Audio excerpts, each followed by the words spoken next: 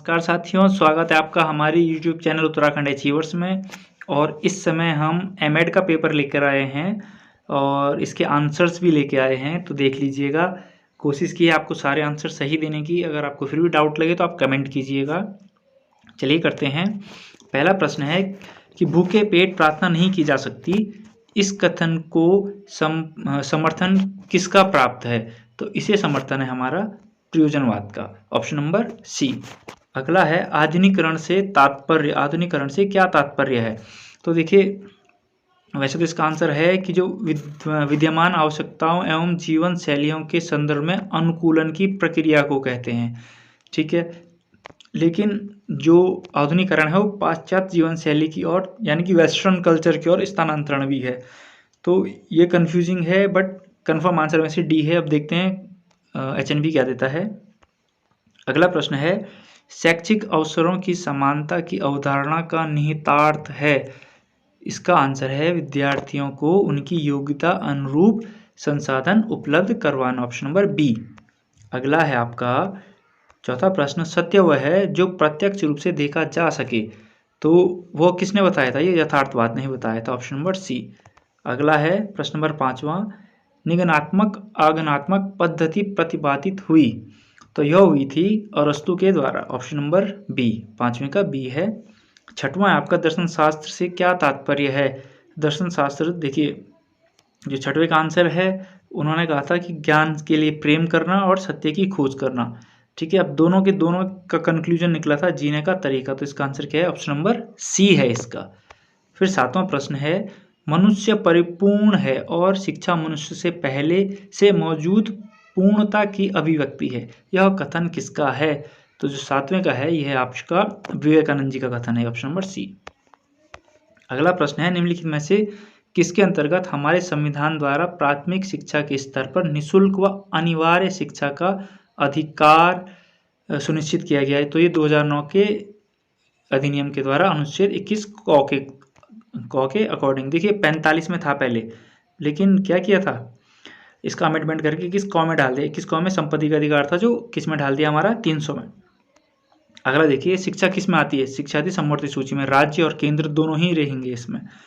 भारतीय संविधान का कौन सा भाग राजभाषा से संबंधित है? तो यह हमारा कौन सा 17वां भाग। अगला प्रश्न है हमारा भारतीय संविधान द्वारा कितने मौलिक अधिकार प्रदान किए गए हैं? तो इन्होंने किए हमारे पास 6 मौलिक अधिकार हैं हमारे। अगला है 12वां प्रश्न, शैक्षिक समाज शास्त्र का जनक किसे कहा जाता है? तो इन्हें ये कहते हैं काम्टे जी को, अगस्त काम्टे को। 12वें का ए है। अगला प्रश्न है आपका निम्नलिखित में से कौन सा प्राथमिक समूह है? परिवार को प्राथमिक समूह कहते हैं। परिवार को बच्चा जब पैदा होता तो सबसे पहले वही देखता, तो प्राथमिक समूह है। तो ऑप्शन नंबर क्या जाएगा? सी हो जाएगा 13वें का। प्रश्न नंबर 14वां देख लीजिए आप। प्रश्न नंबर 14 है आपका विद्यालय समुदाय का लघु रूप है, यह कथन समाज का सूक्ष्म रूप है। यहाँ समुदाय और समाज का क्या अर्थ है? देखिए प्रश्न नंबर 14 में 2 चीज कही, उसके बाद कूट पूछा हुआ है। तो देखिए कूट क्या है? पहला और चौथा, इसका आंसर है बी, कि जो समाज है वो क्या है? एक रूपता है, और जो वही समुदाय एक रूपता है और समाज क्या है? एकता को दर्शाता है। अब आ जाओ प्रश्न नंबर 15। प्रश्न नंबर 15वां है आपका अस्पृश्यता का संबंध। देखिए अस्पृश्यता तो किसी भी क्षेत्र में है, हर क्षेत्र में अस्पृश्यता है, लेकिन अगर पर्टिकुलर कहो तो सामाजिक असमानता में आएगी अस्पृश्यता, यानी कि ऑप्शन नंबर ए में। तो इसका क्या हो जाएगा? ऑप्शन नंबर ए हो जाएगा 15वें का। तो चलिए आगे चलते हैं। प्रश्न नंबर 16। तो 16वां प्रश्न है आपका कि पियाजे का संज्ञानात्मक विकास की अवस्था में वस्तु स्थायित्व कब होता है? देखिए वस्तु स्थायित्व पहले ही पार्ट में आ जाता है उसका, यानी कि पूर्व संक्रियात्मक में आ जाता है वस्तु का स्थायित्व होना। चलिए अगला है प्रश्न नंबर 17वां, पहली मनोवैज्ञानिक प्रयोगशाला किसके द्वारा स्थापित की गई थी? यह की गई थी वुंट के द्वारा, यानी कि ऑप्शन नंबर डी। और कब की गई थी? 1879 में की गई थी। कहाँ? जर्मनी में।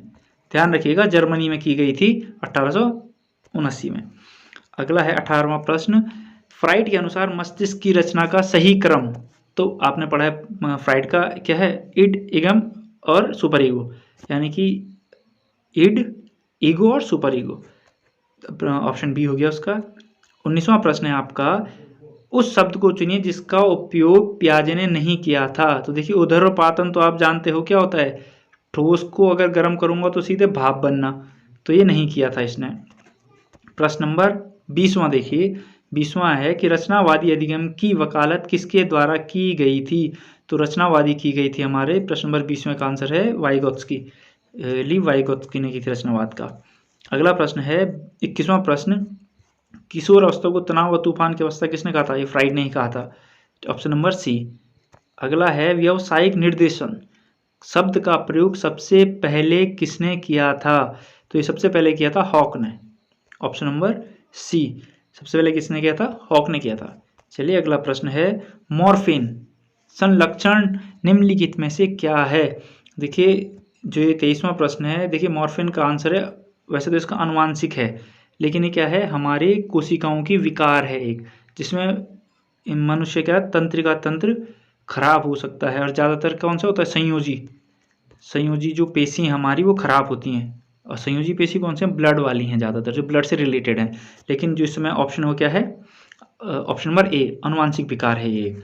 24वां प्रश्न है आपका, निम्नलिखित में से कौन सा प्लस पाठ्यक्रम क्रियाकलाप जिसमें श्रवण रूप से क्षतिग्रस्त बच्चे प्रभावी रूप से संप्रेषण कर सकें। तो देखिए श्रवण रूप से यानी कि कान से थोड़ा बहुत सुन सकते हैं, क्षतिग्रस्त श्रवण रूप से कह रहे हैं। अब देखिए प्रश्न अगर दो तरीके से हैं, एक तो है कि बच्चा सुन ही नहीं सकता, ठीक है, और एक है क्षतिग्रस्त। देखिए अगर सुन ही नहीं सकता या फिर अगर क्षतिग्रस्त बोल रहा है तो वाणी चिकित्सा करवाएंगे, ठीक है, क्योंकि आप जानते हो जो बच्चा सुन नहीं सकता वो बोल भी नहीं सकता, ठीक है। अब इसका प्रयोग नहीं करवा सकते, कृत्रिम अंग का कोई मतलब ही नहीं है यहाँ पे।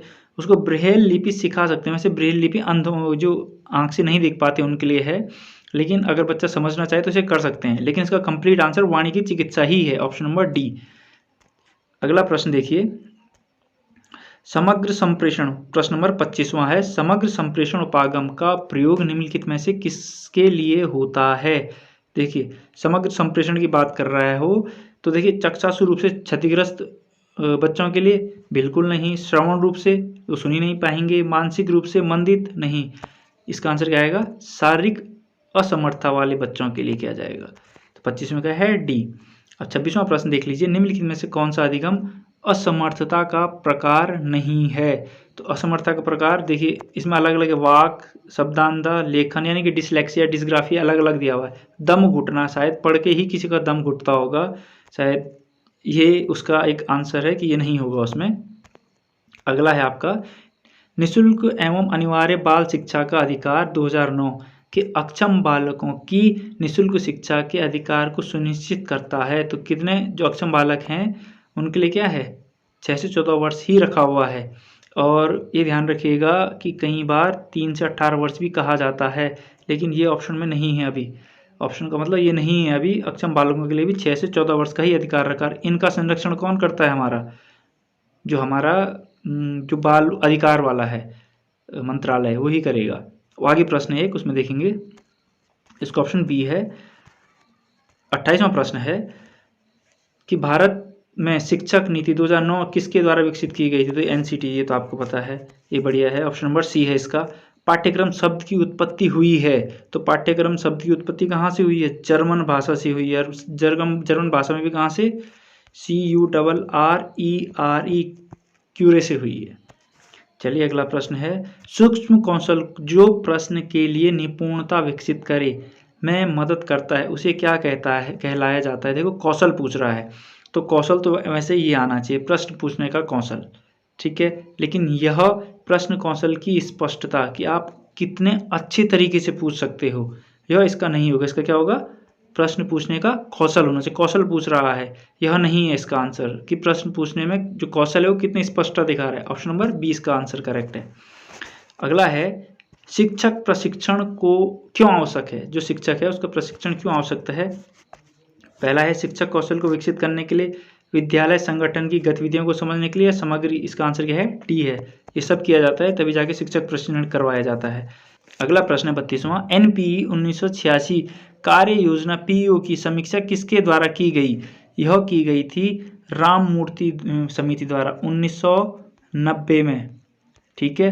राममूर्ति और यशपाल आर्य समिति द्वारा 93 में की गई थी। तो पहली राम मूर्ति मिशन ही इसका आंसर होगा, ऑप्शन नंबर डी। अगला है भारत की नियति उसकी कक्षा में आकार ले रही है। 33वां प्रश्न, तो ये किसका है? ये हमारे शिक्षा आयोग का है, 64-66 वाले का, ऑप्शन नंबर ए। फिर अगला प्रश्न है राष्ट्रीय शिक्षा दिवस जो 11 नवंबर को मनाया जाता है यह किसकी याद में मनाया जाता है? यह मनाया जाता है मौलाना अब्दुल कलाम आज़ाद की याद में।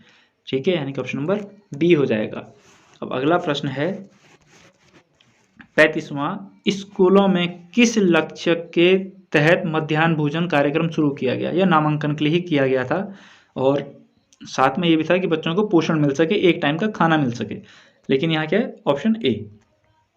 36वां प्रश्न है भारत का पहला मुक्त विश्वविद्यालय स्थापित किया गया था। तो यह किया गया था 1982 में और ये BR अम्बेडकर यूनिवर्सिटी है।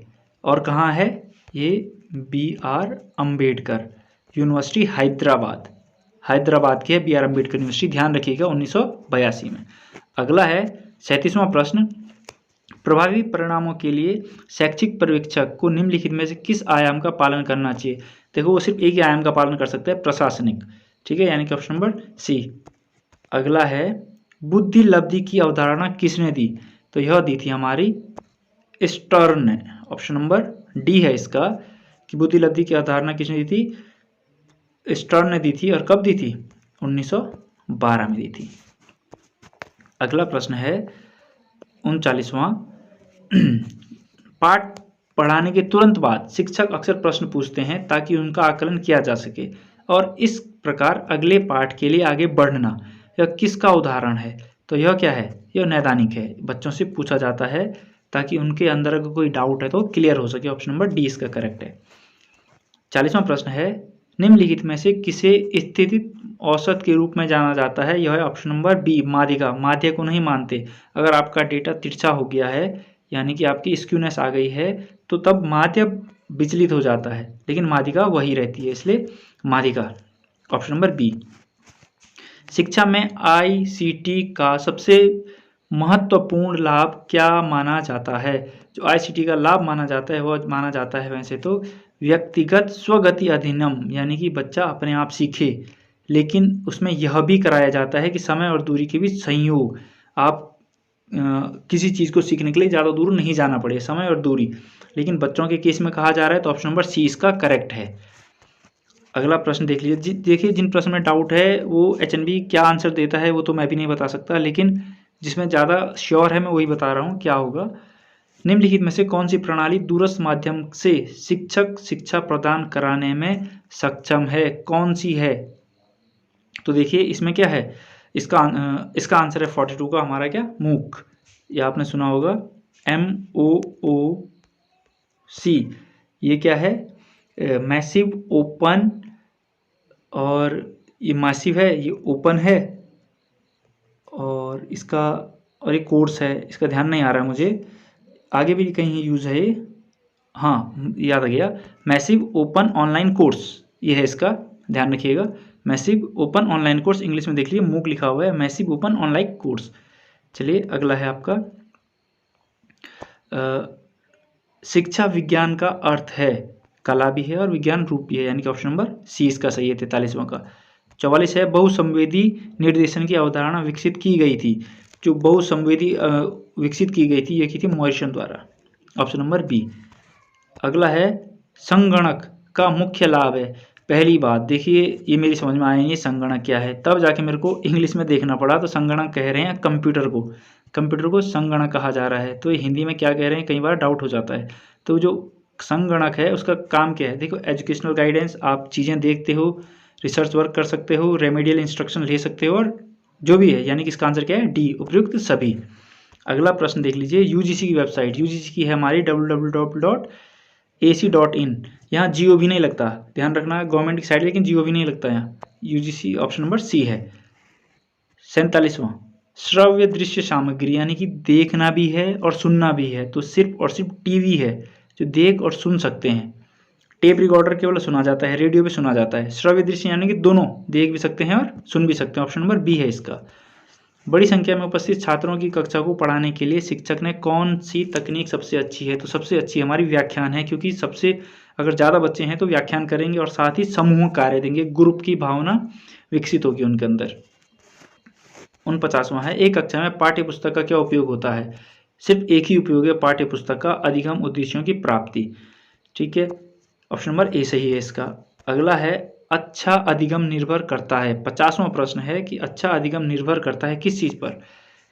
यह करता है शिक्षण सहायक सामग्री के न्याय संगत प्रयोग पर। अगर आप अपनी क्लास पढ़ा रहे हो तो उसमें आपने किस प्रकार की सहायक सामग्री का यूज़ किया है? इसका आंसर यह भी हो सकता है कि आपने सक्रिय शिक्षण विधियों का उपयोग किया है, जिससे सारे बच्चे क्या हैं, कक्षा में सक्रिय हैं। लेकिन यह बोला गया है कि अच्छा अधिगम सिर्फ और सिर्फ डी पर ही निर्भर करेगा, सहायक सामग्री आप कैसे यूज़ कर रहे हो, क्योंकि बच्चा उसी पे ज़्यादा देखता है। 51वां प्रश्न है अब आपका, शिक्षक केंद्रित शिक्षा का दर्शन है। तो शिक्षक केंद्रित शिक्षा दी थी यथार्थवाद ने, ऑप्शन नंबर बी। अगला, NCTEF 2009 में प्रकाशन के समन्वय NCTE का चेयरपर्सन कौन था? तो देखिए इस समय चेयरपर्सन थे, इस समय ऑप्शन नंबर 52 का सी, हाँ, इसमें चेयरपर्सन थे सिद्दीकी जी। ठीक है, ऑप्शन नंबर सी। 53वां प्रश्न है हमारा, भारतीय संविधान की प्रस्तावना में सामाजिक तथा धर्मनिरपेक्ष ये जोड़ा गया था हमारे 42वें संविधान संशोधन से। ठीक है, 3 शब्द जोड़े गए थे। तो ये तो अगला देख लीजिए। 54वां प्रश्न है, भारतीय संविधान के भाग 4 में किन अनुच्छेदों में राज्य के नीति निर्देश तत्व? नीति निर्देश है हमारा 36 से 51 तक, ऑप्शन नंबर बी। अगला है आपका, भारतीय संविधान के किस अनुच्छेद में प्राइमरी स्तर तक मातृभाषा होनी चाहिए? तो देखिए 55वें का आंसर है ए, मातृभाषा होनी चाहिए। 50वें का क। बौद्ध दर्शन के कितने आर्य सत्य हैं? इसके 4 ही हैं, 56 का सी 4। फिर है, किस दार्शनिक की दृष्टि में शिक्षा एक त्रिमुखी है? त्रिमुखी आपकी जॉन डीवी, 57वें का डी, जॉन डीवी।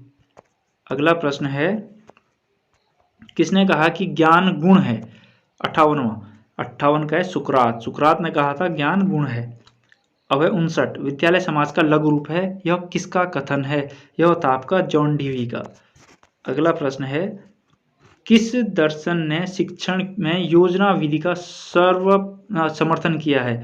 तो यह किया था प्रयोजनवाद ने योजना विधि का।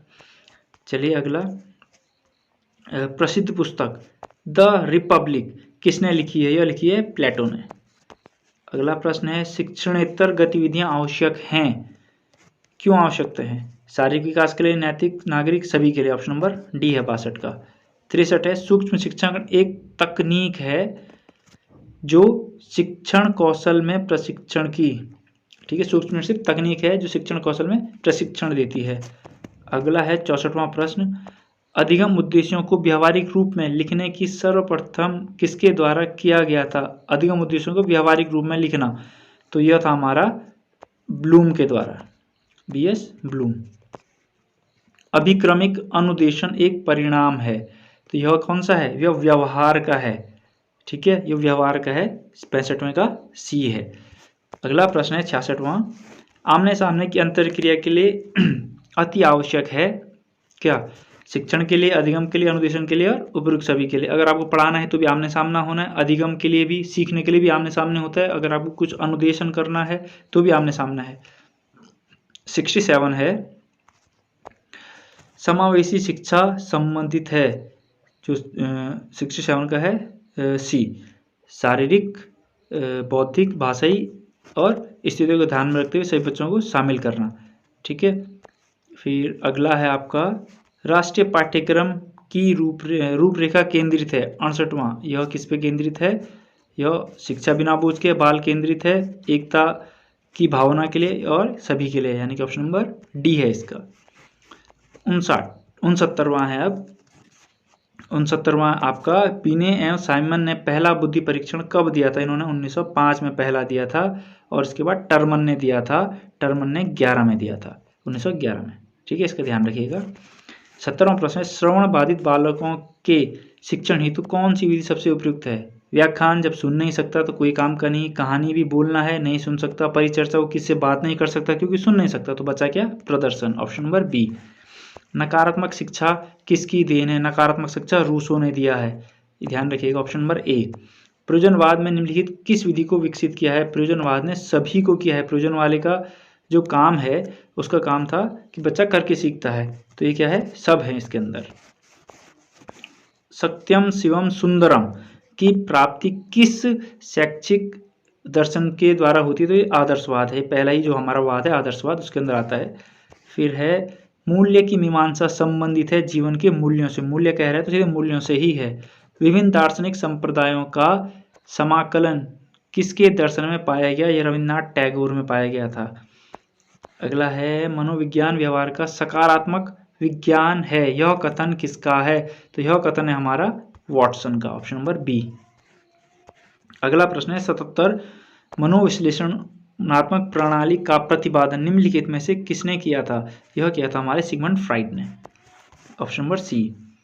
अधिगम के सिद्धांत में पुनर्बलन का सर्वाधिक महत्व है, तो सर्वाधिक महत्व है किसने दिया, थॉर्नडाइक की थ्योरी है, थॉर्नडाइक ने क्या दिया था, क्रिया प्रसूत अधिनियम, थॉर्नडाइक ने क्रिया प्रसूत का अधिनियम दिया था, उनमें है ऑप्शन नंबर सी। अब है 79वां प्रश्न, निम्नलिखित में से कौन सा थॉर्नडाइक के सीखने का प्रमुख नियम नहीं है, उसने तत्परता दिया था, प्रभाव दिया था, अभ्यास दिया था, लेकिन बहुन क्रिया नहीं दिया था, ऑप्शन नंबर डी। 80वां प्रश्न है, यदि एक दी गई परिस्थितियों के लिए एक उत्तम परीक्षण होता है, लंबा, सर्वाधिक कठिन, सर्वाधिक विषय केंद्रित, ऑप्शन नंबर डी इसका सही है कि विशिष्ट उद्देश्यों तथा विद्यार्थियों के लिए सर्वाधिक उपयुक्त। फिर अगला प्रश्न देख लीजिए, 81वां प्रश्न है आपका, परंपरागत शैक्षिक प्रशासन दिया गया, यह किसके द्वारा दिया गया, यह है बॉबिट के द्वारा दिया गया था, ऑप्शन नंबर डी। 82वां प्रश्न है, विद्यालय क्रियाकलापों का परीक्षण है, यह उत्तरदायित्व है किसी एक आदमी का, कि उत्तरदायित्व कार्य नहीं उत्तरदायित्व है ये। अगला प्रश्न है 83वां प्रश्न, शैक्षिक प्रबंधन का मुख्य आयाम है, यह सभी है, शैक्षिक प्रबंधन के अंदर सब आते हैं, यानी कि ऑप्शन नंबर डी इसका करेक्ट है।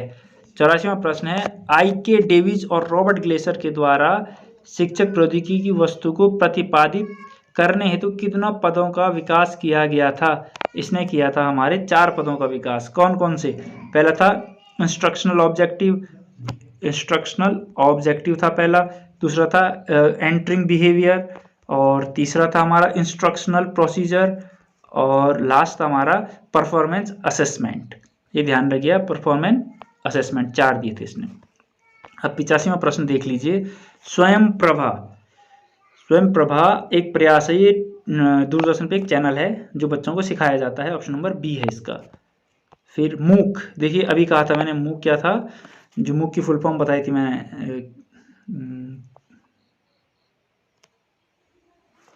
हाँ मूक क्या था, मूक था मैसिव ओपन ऑनलाइन कोर्स, तो इसमें द्वितीय अक्षर ओ, ओपन है, तीसरा है ऑनलाइन, तो ऑप्शन नंबर 20 का सही है। बालक का सामाजिकरण हो सकता है, आत्मीकरण द्वारा ही हो सकता है सामाजिकरण, जबरदस्ती कोई नहीं करवा सकता, ठीक है, आत्मीकरण जब खुद समझेगा, ऑप्शन नंबर ए। 88 प्रश्न है, समाजशास्त्रीय दृष्टिकोण के अनुसार पाठ्यक्रम होना चाहिए, तो पाठ्यक्रम लचीला होना चाहिए, ऑप्शन नंबर ए। अगला प्रश्न है, दर्शन का मुख्य गुण है आलोचना, क्रिटिसिज्म, दर्शन बिना आलोचना की नहीं हो सकती, यानी कि ऑप्शन नंबर ए। सामाजिक स्तर में परिवर्तन कहलाता है सामाजिक परिवर्तन, ऑप्शन नंबर बी इसका सही आंसर है। किसने विद्यालय को बचपन कहा था, ये कहा था मारिया मोंटेसरी ने, ऑप्शन नंबर सी, विद्यालय को वो कहा था बचपन का घर।